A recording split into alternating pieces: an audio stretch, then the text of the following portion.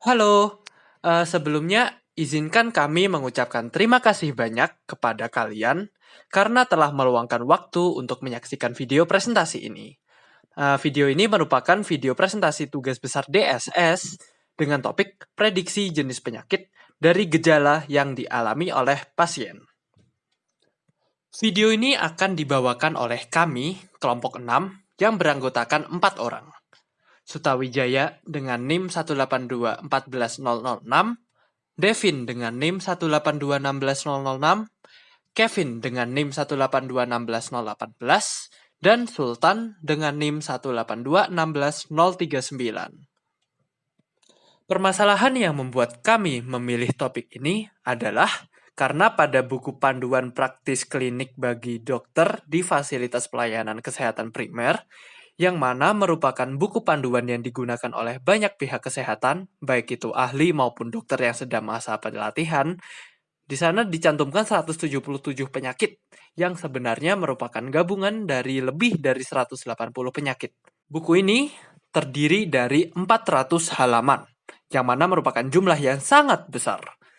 Sangat banyaknya jumlah halaman pada buku ini akan sangat menghambat dokter dalam menemukan jenis penyakit dalam buku ini, mengingat pekerjaan dokter itu sangat memerlukan ketangkasan dan akurasi, khususnya dalam melakukan diagnosa.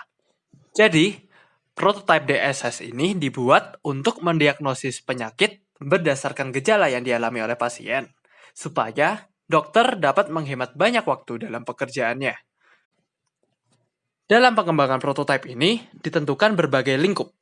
Lingkup pertama, aplikasi hanya mencakup sebagian penyakit dari buku manual. Kedua, aplikasi tidak dapat memprediksi penyakit baru karena keterbatasan data. Dan lingkup ketiga adalah keluaran dari aplikasi hanya mencakup jenis penyakit. Jadi untuk cara penanganan dan pencegahan lebih lanjut belum direalisasikan. Salah satu penggunaan paling umum DSS dalam dunia medis, atau disebut juga sebagai CDSS, Clinical Decision Support System, adalah untuk membuat diagnosis. Sistem CDSS telah terbukti membantu praktik pemberian resep dokter, mengurangi kesalahan pengobatan yang serius, meningkatkan kualitas pengobatan preventif, serta meningkatkan tingkat ketaatan terhadap standar perawatan yang direkomendasi. CDSS dapat dibagi menjadi dua secara umumnya, yaitu knowledge-based CDSS dengan non-knowledge-based CDSS.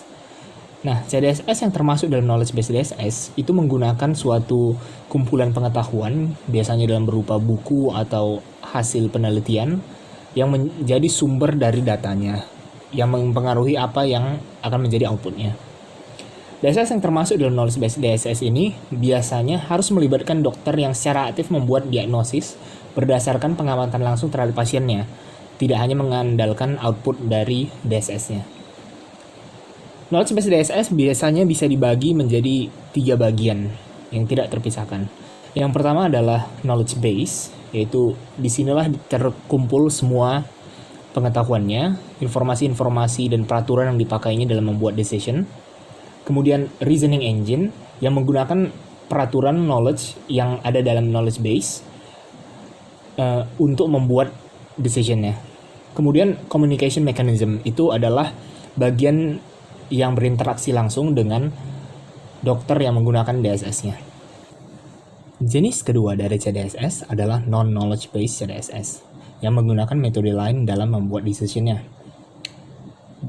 Beberapa contoh dari non-knowledge based CDSS adalah ANN, yaitu Artificial Neural Network, yang mengimitasi kinerja otak manusia dalam menentukan pola dari data yang diberikan. Itu biasanya adalah kasus-kasus yang diberikan kepada sistem yang dipelajari oleh sistem untuk membuat suatu logika atau gimana untuk membuat decision yang terbaik untuk kasus-kasus selanjutnya.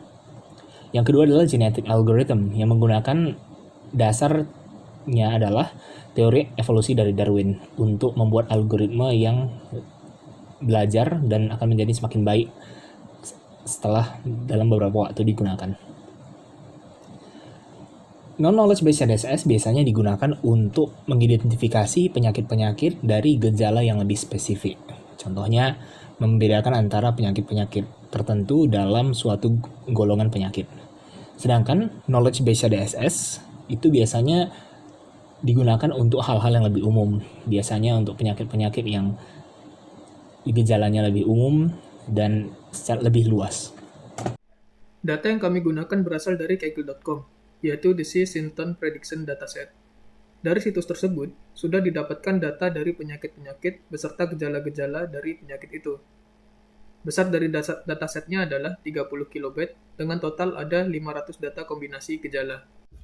Dari dataset yang telah kami dapatkan tadi, sudah ada 17 fitur kombinasi penyakit, yang mana setiap penyakitnya dapat diidentifikasikan hanya dengan 3-4 gejala saja. Apabila ada penyakit yang tidak memiliki gejala, maka akan ditranslasikan menjadi 0. Selanjutnya, dari daftar gejala yang lain akan ditranslasikan menggunakan weight yang sudah diberikan. Selanjutnya kita masuk kepada proses demo. Nah, kita pertama pastinya nge-import library yang dibutuhkan. Lalu kita run, kita nge-load model yang sudah dibuat pada notebook sebelumnya di dataset. Lalu kita masuk kepada membaca contoh gejala-gejalanya. Nah, kita ada 17 fitur, kita bisa ngecek sesuai dengan fitur yang jumlah weight yang diberikan, kita masukkan 3, 5, dan 6. Lalu untuk mengakhiri kita masukkan 0. Dan kita akan mencoba untuk predik simptomnya, hasilnya penyakit apa, dan AIDS. Walaupun hasilnya AIDS, kita harus membuktikan bahwa perhitungannya sudah terhitung dengan benar. Nah, kita bisa melihat di tabel-tabel fitur yang saya coba untuk keluarkan ini memang weight-nya itu mirip ya, kebanyakan itu angka 3, 5, 6, dan 7. Nah, sebagai bukti lain dari weight-nya adalah kita masukkan simptom ke 10, 75, dan 22, yaitu bisa dibaca sendiri, itu memiliki jumlah weight yang sesuai, yaitu 3, 5, dan 6, sehingga cocok. Masuk kepada kesimpulan, kita bisa menyimpulkan bahwa DSS itu terbukti mampu membantu perilaku manusia dalam menentukan pilihan dengan lebih cepat dan akurat. Seperti contoh, dengan menggunakan aplikasi ini, tingkat diagnosa dokter bisa dipersingkat dengan hanya menanyakan gejala-gejala penyakitnya saja.